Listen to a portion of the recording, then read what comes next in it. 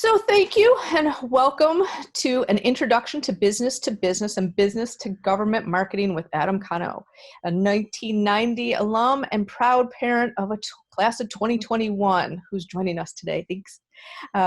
Adam is VP of Client Strategy at TMP Worldwide and also an adjunct professor at American University. Feel free to keep your camera on if you're comfortable doing so. However, we would ask that you would keep your microphone muted if you're not talking, just to prevent any sort of background distractions. If you have questions throughout the talk, you can put those in the chat and Blair will be monitoring those, or you can actually raise your hand with that little raise your hand function, and Blair will call on you and you can unmute yourself and ask the question directly. If you haven't already done so, if you could please take a minute just to send in your name and U of R email to me, Michelle Marks Hook, in the chat feature, just so we can record that you've joined us for the session today. So that's my housekeeping. Thank you, Adam, for joining us. I'm going to put myself on mute and allow you to actually give yourself your own formal introduction and share what the attendees are really here to learn about, which is the business to business and business to government marketing. So take it away. Great, thank you. Thank you, Michelle, and thank you all for joining me. I know you've got a lot going on and that things are a little different on campus than they normally are, so I appreciate you taking time to do this. I'm going to tell you a little bit more about myself in a minute, but first let me go ahead and share a screen, and I'm going to keep it in this particular mode just because it works better for the aspect ratio of these slides. So yeah, as Michelle said, my name is Adam Konowe, class of 1990, parent of Celia, class of 2021. And I am going to talk about this notion of marketing and marketing communications from a business to business and business to government perspective, because it's the kind of marketing and the kind of advertising and PR that most schools don't teach. And I say that as an adjunct professor, as somebody who does this once a week for undergrad and grad students. It isn't normally taught, and yet it's actually where a lot of the jobs are. And so, you know, because it's a part of our marketing world that as we as consumers don't tend to see, we don't tend to notice it's there, but it is there, and it is a really big part of what we do. So as Michelle said, I've got some slides I want to share, but I also want to keep this really interactive. So as you have questions along the way, you know, you can raise your hand, you can put them in the chat window. We'll try to get to them as we go. And so what we want to cover tonight is a little bit about me and TMP, just so you know kind of where I'm coming from. B2B, in other words, business to business and business to government. B2G, what's in it for me. I'm going to show you a bunch of different Marcom tactics, so different things that we do, so you kind of understand what this really is, including a couple of examples, and then I'll conclude, and again, we'll take questions. So a little bit about me and TMP. So me in an infographic kind of looks like this, right? I work for TMP during the day. I teach at American University in their School of Communication, where my master's degree is from, at night. My first career was in television. I was a television producer and director here in Washington. I still get to do a little bit of TV now and then. I do that through a crewing company called TPS. I'm really involved in a lot of member associations. That's part of what I do for networking and also, you know, for to help out with things. So the Aero Club of Washington, the Royal Aeronautical Society in the UK, and the Wings Club of New York. These are obviously three aerospace related membership groups, and a lot of my clients are in this sort of aerospace and defense part of B2B and B2G. And then the National Press Club, which is the world's foremost organization for journalists. I'm a communicator member there. In terms of alumni volunteerism, obviously here we are, I'm doing this for the U of R. I do stuff for Keele University in the UK, which is where I went to study abroad from the U of R as a junior back in 1988, 89. And then I do some stuff for American as well on a volunteer basis. And then beyond that, in what little free time I have left, I serve as a journalism judge for a couple of media awards. And then I do a podcast for the National Press Club called Update One. So that's me. TMP is a global advertising agency and software company. They are headquartered in New York, right at the tip of Manhattan, across from the Staten Island Ferry Terminal, if anybody knows New York pretty well. And it's actually more than 800 employees now because we've had some acquisitions around the world. I think we're upwards of 1,000 employees. Most of them in North America, primarily in a bunch of offices around the US. I'm based in their Washington, DC area office, which is in McLean, Virginia, just on the Beltway. But we have owned and operated offices across North America, UK, Germany, France, India, Singapore, and Brazil. Also now the Netherlands, and then affiliates in a lot of places around the world where we don't have owned and operated offices. So places like Australia. We represent a lot of really big companies. So 25 of the Global Fortune 100, 13 of the FTSE 100, and 27 of the SBF in France. These are just obviously major publicly traded companies. But we work for smaller organizations as well. I would say my smallest client is a nonprofit that has about 10 people on its salary. So it's everything from that up to the Boeings and Disneys and UPSs of the world that we work with. In terms of what we do, from my perspective in terms of marketing, and every agency likes to have their process, this is ours. We have 4 strategic pillars. So we do a lot of work up front with our clients: quantitative research, qualitative research, brand workshops. I'm going through that with a client right now, helping them to define their brand in a given market. Then we go on and do things around paid, earned, shared, and owned media, which we'll talk about a little bit more. But this notion of paid, earned, shared, and owned, or PESO for short, is the way we look at media and marketing these days. So that can be advertising buying, it can be media training our clients so they understand, how to talk, effectively to the media, which is something as a former journalist I understand pretty well. Events, back when we had events, we'll have them again post-COVID, I promise. And then engagement is the actual, execution of all those different tactics, right? We have strategy drives tactics, and then metrics and optimization is where we measure, right? And the goal is you can't know how well your marketing has worked if you don't measure. And so we look at how the advertising has done. We look at how the PR has done. We look at how social media is performing, and then we make recommendations to our clients based on that. So that's a little bit about me, a little bit about TMP. So let's talk about this notion of business to business and business to government, and what's in it for me. And by doing so, first I want to kind of start with a definition, which is like, what do we mean by like business to business? And what we mean is just that. It's transactions between businesses, right? There's this old saying that companies don't buy stuff, people do, right? And that's really important to remember, that companies are people too. And so companies buy things from other companies. The buildings that any of you are in right now, if you're actually in a building on campus as opposed to outdoors, that building is an example of business to business, right? The University of Rochester decided to build that building, whether it's the library or Wilson Commons or wherever you might be. And they hired an architect and they hired a construction company.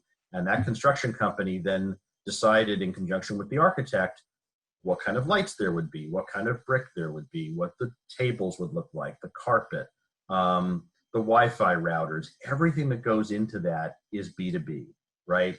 To give you another example, one that's probably more near and dear to your heart, it certainly is mine, is this device, right? An iPhone. And what goes into that phone is an example of business to business. And I'll show you an example of that in a minute. And what ties all of that together are supply chains. And for any of you who've taken any business courses on campus, you know what those are, but that's literally a global network of suppliers that provide the things that we all consume. And a supply chain provides everything from the parts that go into the cars we drive to the food that we eat, right? Those are all supply chains. And so understanding as consumers that there are all these processes that provide the things that we take for granted, and at every step of the way, there's an opportunity to do marketing, opens up a whole new opportunity as future graduates of Rochester to go into those industries that you care about. And maybe it's automotive, maybe it is technology, maybe it's aerospace and defense, which is what my clients do. But there are literally thousands and thousands and thousands of companies, most of whom you probably haven't heard of, that make things that go into the stuff you do care about. And all of those companies need marketers. They all need advertising people and public relations people. who can create the content that helps them get chosen. So let's use an iPhone as an example. And I know that this copy is going to be too small to read, but all of these companies, and I'll just make this a little bit bigger for the sake of looking at this, all these companies that are listed in black bold, probably companies you've never really heard of, right? But all of these companies, for them, the ultimate goal is to get on the next iPhone, right? Which I guess will be called iPhone 12 or whatever when it comes out later this month or next month, right? And so that's the goal, right? So one way to look at B2B is, all these companies that make things that go into the next iPhone, whether it's the antenna or the battery or things like that, right? And there's 200 of them. And I'll provide this deck after the fact so that you can go through it on your own time. But if you want to see a list of all 200 companies that went into the iPhone 10, that's something you can go see. But know that every one of them has some kind of marketing organization. In my world, it tends to involve something a little bigger than an iPhone. Let's take the example of a Boeing 787 Dreamliner. Again, Boeing doesn't make most of the plane. The same is true of the Honda, or Kia or BMW that you might drive. Most of it isn't made by that original equipment manufacturer. Most of it's made by smaller companies. So in this case, with a Boeing 787, who makes the different parts of the fuselage, who makes the wings, who makes the landing gear, to say nothing of all the stuff on the inside, right? The seats you sit on, the Wi-Fi router you use to get connectivity down to the ground when it works, the food that you eat, the trays the food comes on, the in-flight entertainment system, the galleys, right, with the kitchen, the lavatories, the bathrooms, all those things are made by companies, and all of them are selling to each other and ultimately to Boeing, who then sells to the airlines to buy the plane that we all get to fly in a time when there isn't a global pandemic. This is what business to business looks like. And if we say that the customer for this Boeing 787 isn't United Airlines, but we say maybe it's the US Air Force to fly the president, although he flies in a 747, that's business to government, right? That's the sort of thing I'm talking about. So as kind of a pop quiz, and you can type your answers in the chat window, if you had to guess between General Motors, a company we've all heard of, and the University of Rochester, an institution with which we're intimately familiar, if you had to guess which one was all three, business to business, business to consumer, and business to government, which one would you choose? And you can just type your answers in the chat window, and I'll keep an eye out as they come in.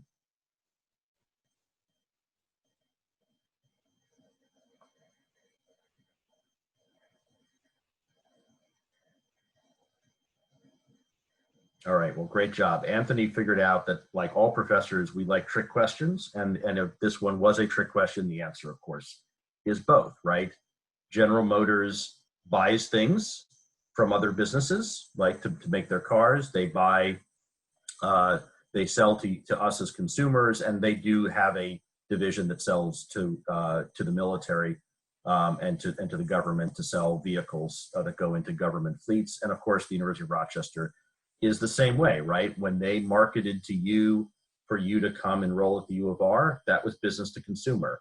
When they deal with folks like the folks that build the buildings on campus, that's business to business. And of course, when the university looks for research grants, whether it's from the Department of Energy or somebody else, or something for the medical center, that's an example of business to government, right?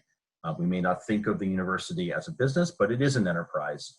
And so again, I want you to sort of start to take a more nuanced look at organizations and realize that many of them are operating at different levels. And again, the opportunity there is to do marketing. So when we talk about marketing communications, what does that really mean? So I started by talking about this notion of a peso model, right? So not that long ago, the way we looked at marketing was, well, there's advertising, right? Stuff you pay for, and there's publicity, right? Stuff that you get because you're newsworthy, right? And the media cover you. And that's basically all we had. Nowadays, we have a lot more, right? We still have paid media, which is effectively advertising in various forms: print, broadcast, of course, digital. We have earned media, that's PR, right? Getting reporters to write about us because we're newsworthy, that's highly credible, and it's worth a lot more than advertising. But we have other forms of media. We have owned media, so a company's own website. Maybe they put out a newsletter, right? The way we all get Rochester's daily newsletter in the morning that tells us what's going on with COVID and everything else on campus.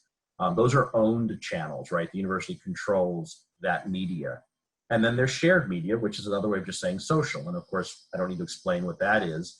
But when you put all of these together, and a lot of them do overlap, you have a really, really powerful toolbox as a marketer to use. And just like marketers in the consumer world use this to sell to us as consumers, companies and governments that sell to each other use this stuff in B2B and B2G as well. So from an advertising perspective, what does my year look like under normal circumstances?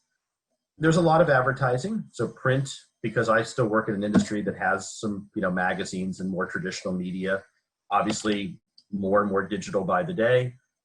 Digital being websites, e-newsletters, HTML, email blasts, that sort of stuff, broadcast, and then what we call out of home, which is anything that's like outdoor advertising. So stuff you'd see at a stadium, stuff you'd see on the side of a highway, stuff that you'd see in a metro station. That's all considered out of home advertising. But sponsorships, demonstrations of a product, right? Like a new iPhone, case studies, infographics, going to events, trade shows and conferences back when we had them before the pandemic hit, online webinars, which are obviously a lot more popular now that we don't have trade shows.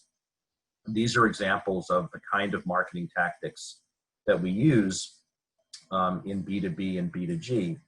And then on the other side, on the earned and social side, well, we still do a lot of what some people might consider kind of traditional PR, right?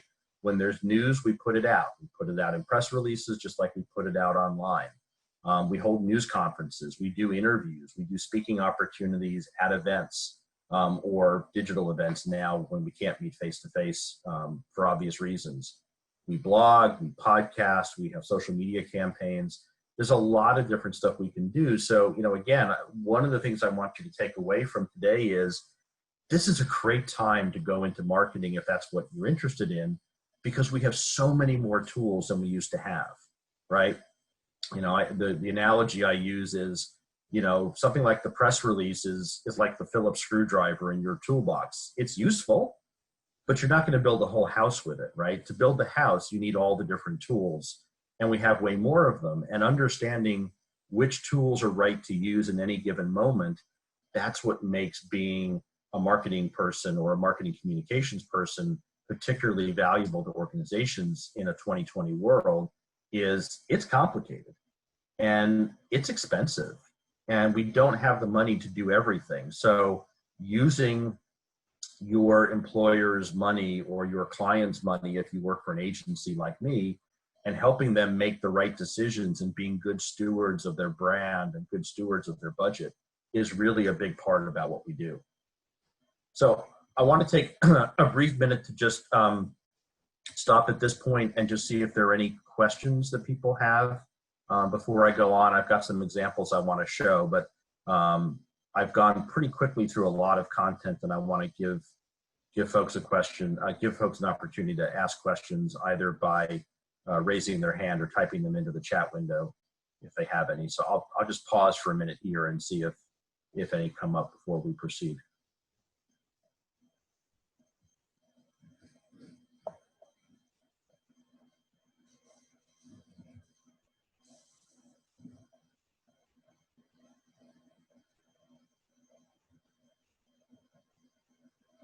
Okay. Well, we'll keep going. If anybody does have questions, feel free to interrupt. Feel free to type it into the chat window, and we'll pick it up from there. So one of the next things I want to do is sort of give you some examples of kind of what this looks like in practice, because I know the first part of this has been sort of heavy on theory. So one example is something called the Paris Air Show. The Paris Air Show is the largest aviation event in the world. It takes up pretty much an entire airport.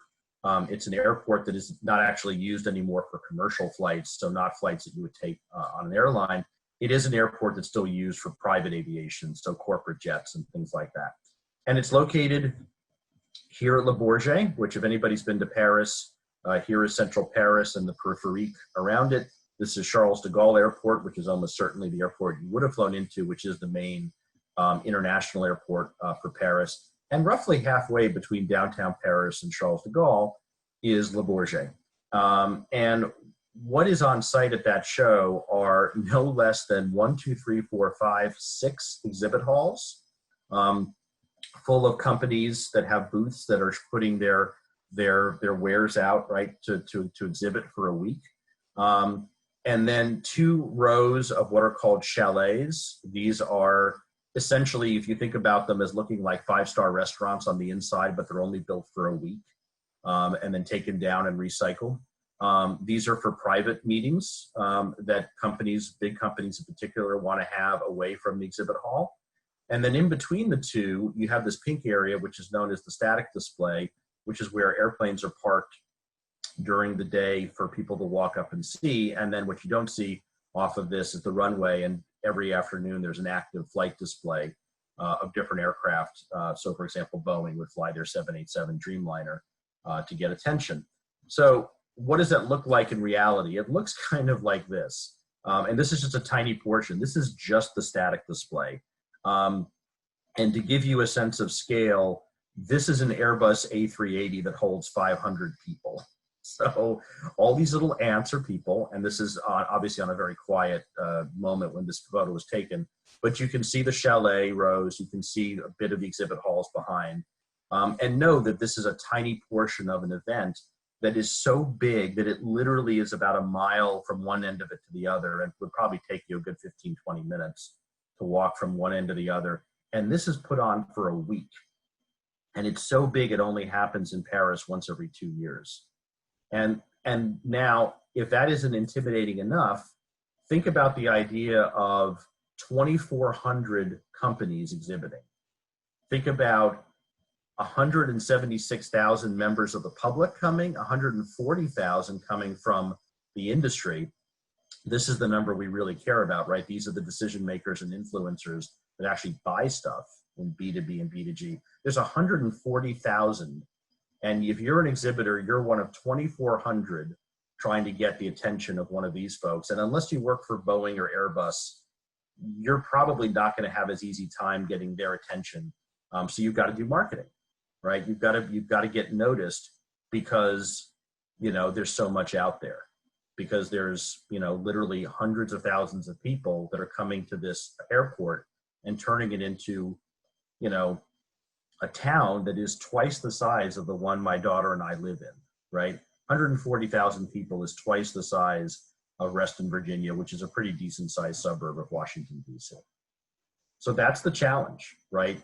Is to help yourself stand out when, just from the US alone, there's 360 companies just from the US.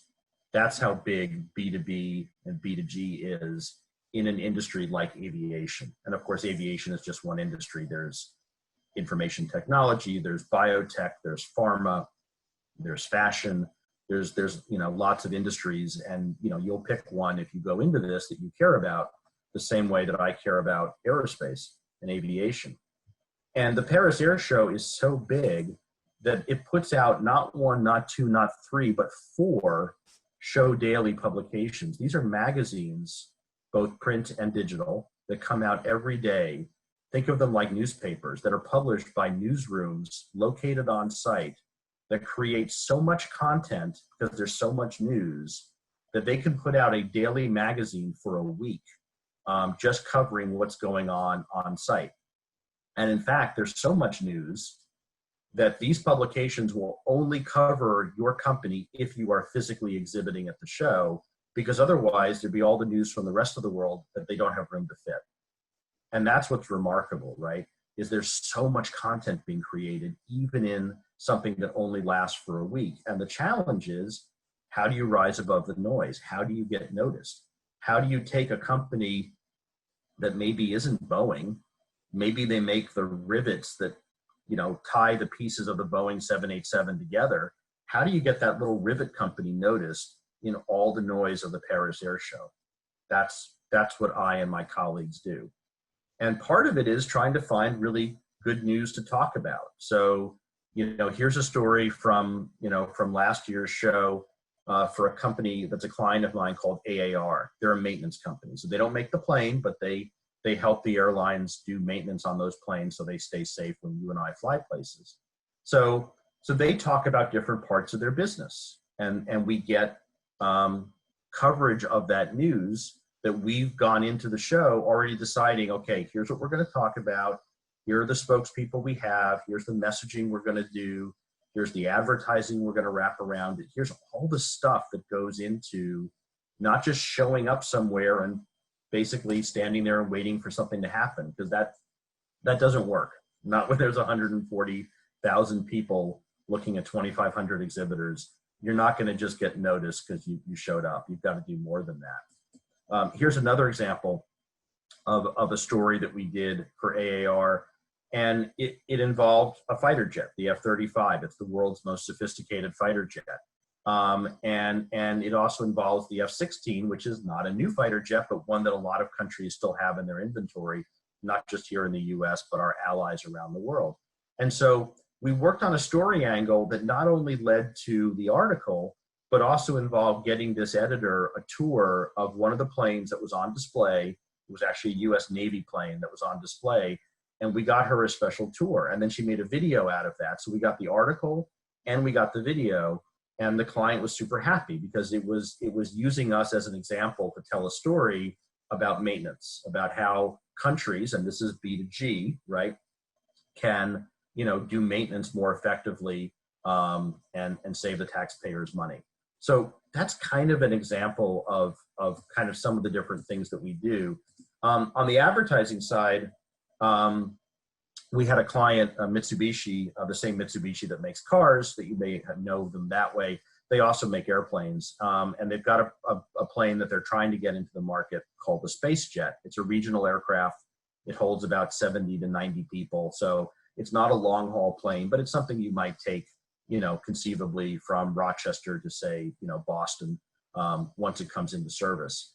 So they're a pretty big fish because they make the plane, but they're not a big fish compared to the Boeings or the Airbuses of the world. So we wanted them to stand out. So we did a lot of advertising with them. This ad in the upper left is an ad that was running on screens in Charles de Gaulle Airport. So literally from the minute people arrived in Paris for the Paris Air Show, there was our ad. When they got on the Périphérique to drive around from their hotel in Paris out to the show, we were on the side of a building in a really prime location on the Périphérique. When they got to the show, we had ads in the static area. This ad is by one of the exhibit halls. We had ads by the chalets.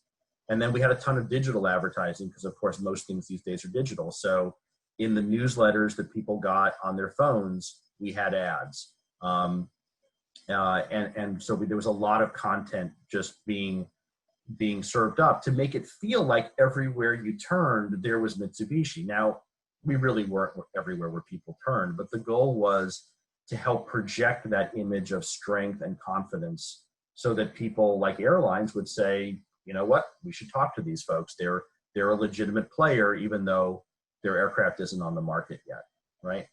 So those are some examples from both an advertising perspective as well as from a PR perspective of what we do. Any questions about that before we go on? So I want to talk about some cool technology stuff before we finish up.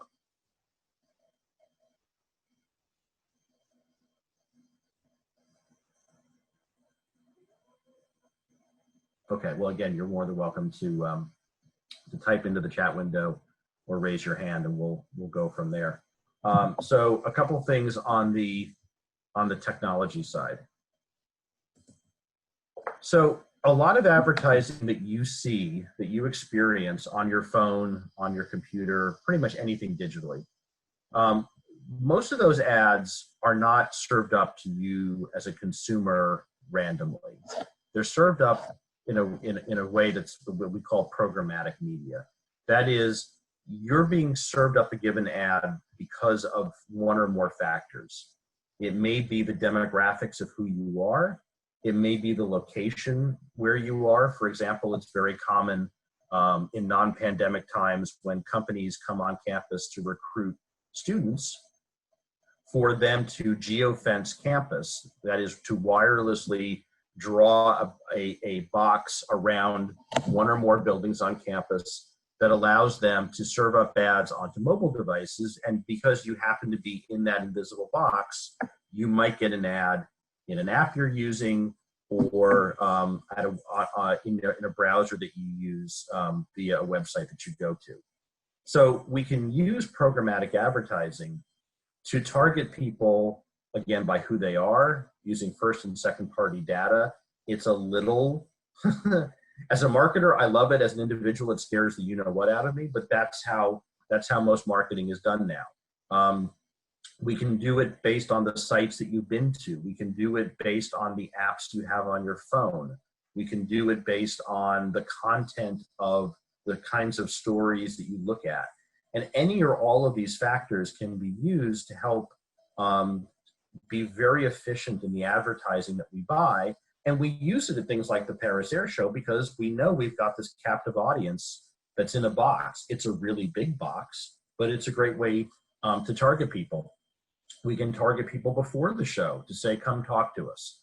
We can target people after the show to continue that dialogue. There's a lot of different ways of using programmatic advertising. And it's gotten so big that it now accounts for roughly 86% of all US digital display advertising. That is the advertising that comes up as banner ads that you see in apps and on websites. About 85% of that advertising is being placed programmatically. So this notion of, oh, well, I'm just going to buy some ads on CNN and hope the right people see them is not how we do this anymore. It's not how we do it in business to business and business to government. And oh, by the way, it's definitely not how it happens on the consumer world. So if you've ever visited a site to say, look at a pair of shoes, and then shoe ads start following you around the internet, that's one form of programmatic advertising. I once walked into a pet store to buy something for my cats, and later on, I think it was the Washington Post website, I got served up an ad, not by that pet store, interestingly enough, but by their competitor saying I should come buy my pet supplies from them. So they were literally geofencing their competitors' stores to try to poach customers, right? So there's all sorts of really kind of interesting stuff you can do with programmatic advertising. But again, it is about 85% of online banners. It is very effective in a mobile sense because, of course, all of our smartphones have GPS chips in them. So these phones, we know where these phones are, and as long as location services isn't disabled, then we can target people based on their location, not just on their demographics and psychographics and things like that. And it does work for video as well. So a lot of the video you see, pre-roll video on YouTube and things like that, again, all of that, almost all of that is being bought programmatically. So let me pull it back and give you an example of what that looks like in B2B. So years ago, we were working with Honeywell, and Honeywell is a very large company, makes a lot of things, everything from the thermostat in your house to, some of the, stuff that's in airplanes that we fly on. And Honeywell came to us and they wanted to get on this new business jet, right? It's a private jet that was being made by a company called Textron. And the name of the jet was the Citation Hemisphere. And this was 5 or 6 years ago. And the challenge was to get Textron to look at Honeywell, which kind of had a reputation as kind of an old school company, to be seen as more relevant, more modern, more of a partner and less of an old school kind of, order something from my catalog and I'll send it to you, right? And so we did a bunch of advertising. Some of that was what we would call horizontal advertising. That is, it sort of goes across the industry, and it's really there to kind of give you brand and image kind of top cover. And then we did some very vertical, right, some very targeted advertising. And so, yeah, we were in the Wichita Eagle on their website, which is, you know, the newspaper that's in Wichita. And Wichita is a big manufacturing center for aviation. It's where Textron has their headquarters for aviation.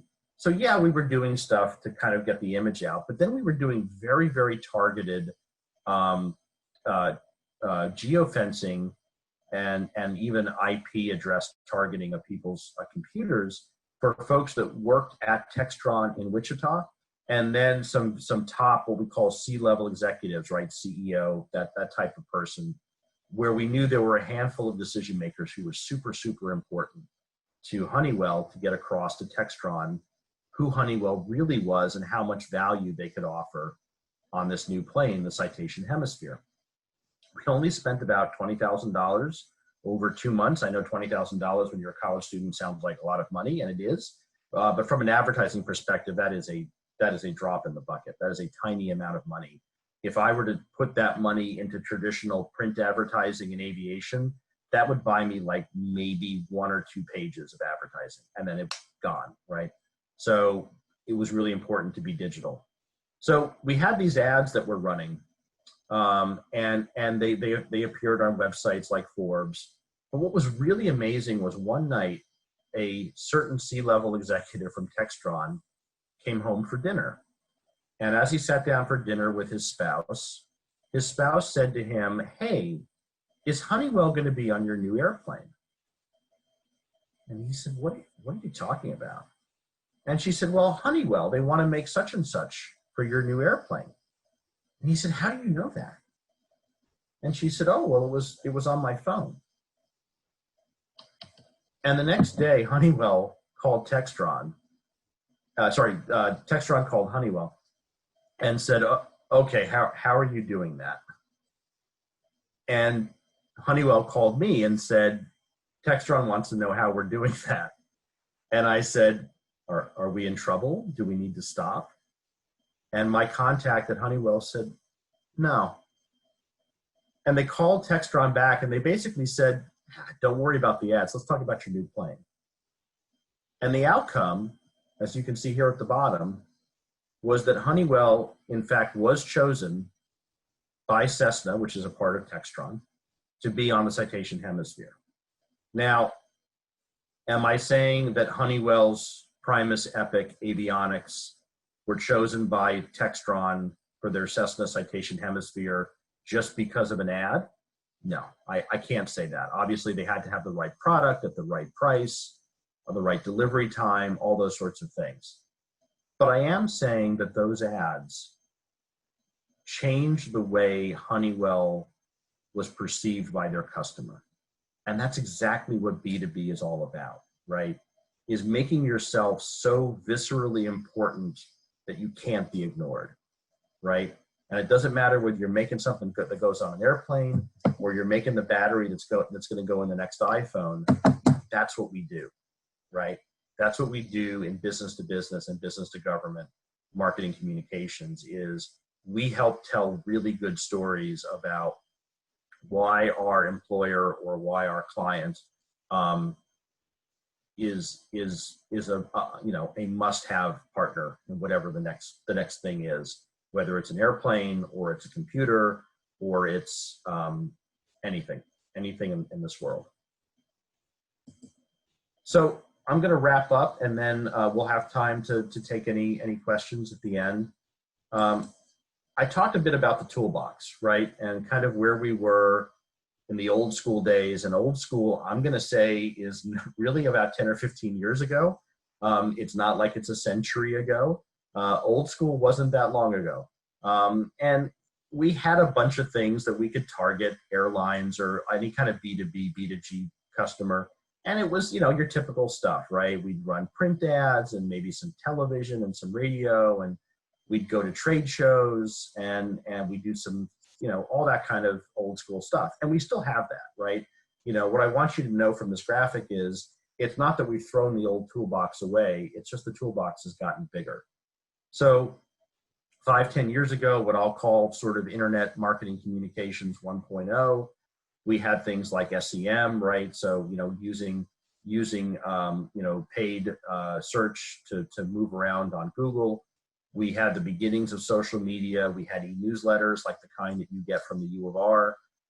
We had email blasts, right, which work better than you think because people do still open things in their inbox. We had sponsored content.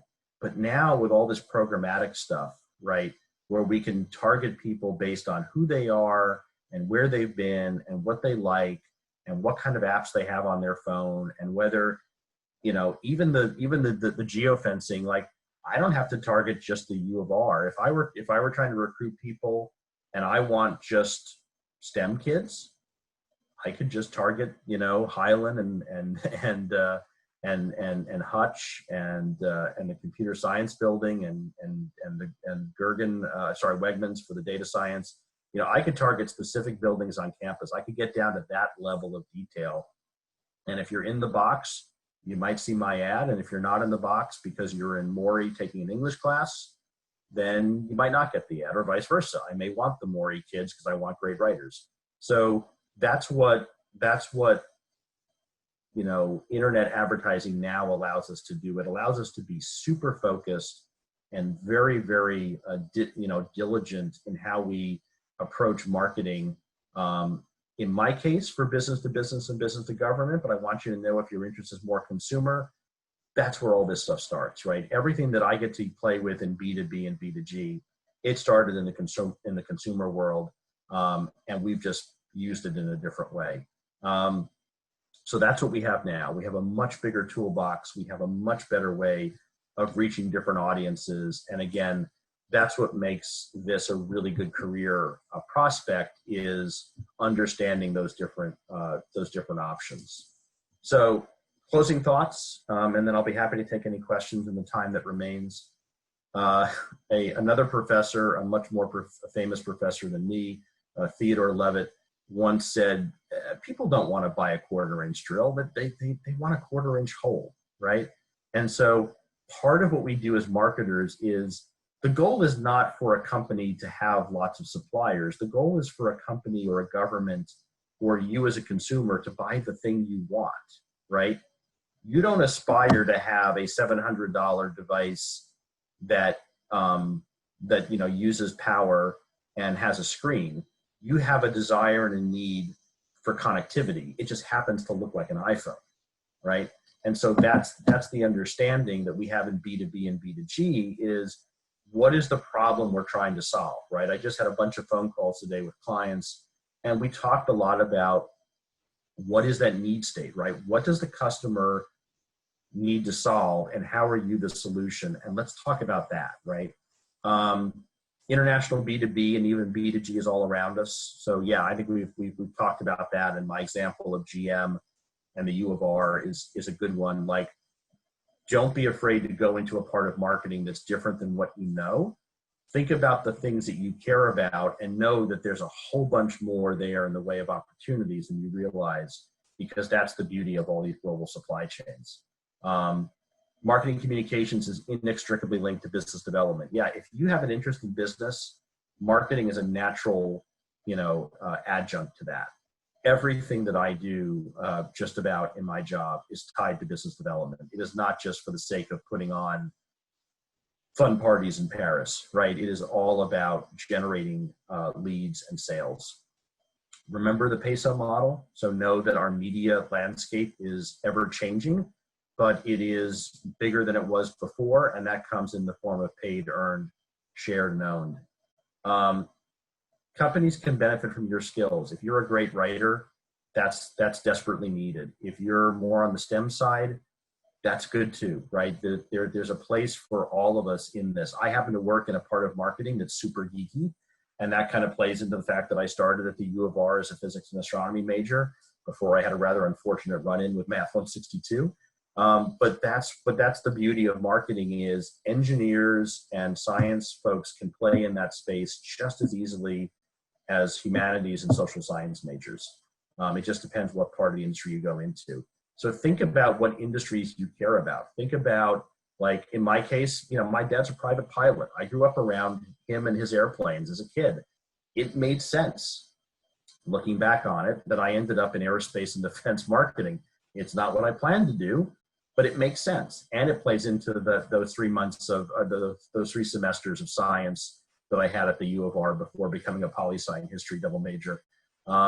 I still get to use that. I still get to walk into really interesting facilities, and I'll look and see what they're doing. And I'll say, oh, you're doing such and such. And they'll be astonished that somebody who works at an ad agency would know anything about that from a technical perspective. But that's kind of the beauty of this, is we get to kind of move around and learn a lot about different things. Last but not least, and then I'll get to our first question from Claudine. Think quantitatively, not qualitatively. So it's super important. I talk to my students about this all the time, that we quantify everything we do. Not just the metrics we take, but everything we do these days in marketing, everything is measured. The old days of, well, it's advertising and PR, and who knows if it really works, but it's a cost of doing business and our competitors do it, so we just have to do it too. Like, those days are over. Everything is being measured. My clients, it is not an exaggeration to say that many of them are putting not just their budgets, but their jobs in my hands, and I need to show results so that they can show results. And so I love this quote from W. Edwards Deming. You probably don't know who he was, but he was the founder of the total quality management movement in the US in the 1960s and 70s. He picked up on it after going to Japan and seeing how they had rebuilt their country post-World War II. And Deming once said, without data, you're just another person with an opinion. It's just, it's a little harsh, I'll admit, but think about what he was trying to say. What he's trying to say is, with data, we get a seat at the table. We get a voice in the discussion, and that's what we want, right? That's what makes marketers and advertising people and PR people and communicators in general more respected, is we're seen as true professionals, and not just as artists or whatever, right? Who are absolutely professionals in their own right. And so with that, I want to take some questions. So I'm going to start with Claudine's.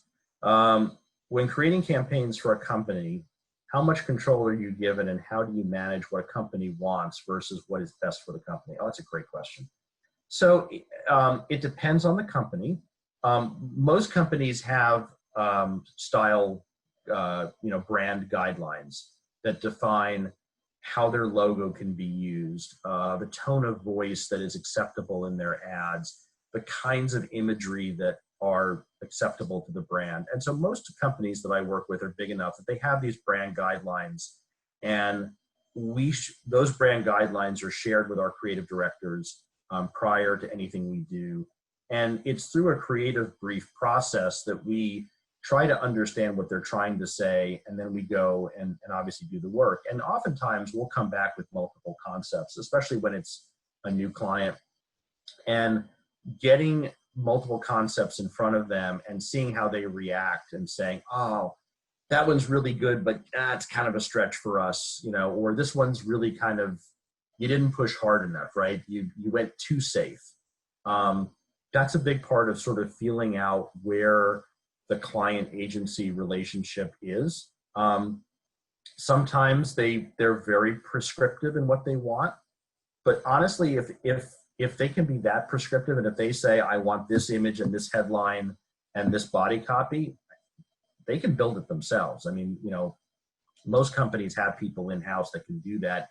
Usually when they want us to do creative or come up with a whole new name or a new brand, it's because they know that they don't really have that level of creative depth in-house. And most companies don't. Most companies may have a graphic designer or two or even 20 on staff, but it doesn't mean they're full-blown creative directors. That really is something that is oftentimes unique to an ad agency. But some bigger companies do. I mean, my largest client has, I would say at least 2 or 3 creative directors in-house. Do I think we can still do it just as good, if not better? Sure, but I admit to a certain level of bias. I hope that answers your question, Claudine, but it was a great one. Yes, thank you. You're very welcome.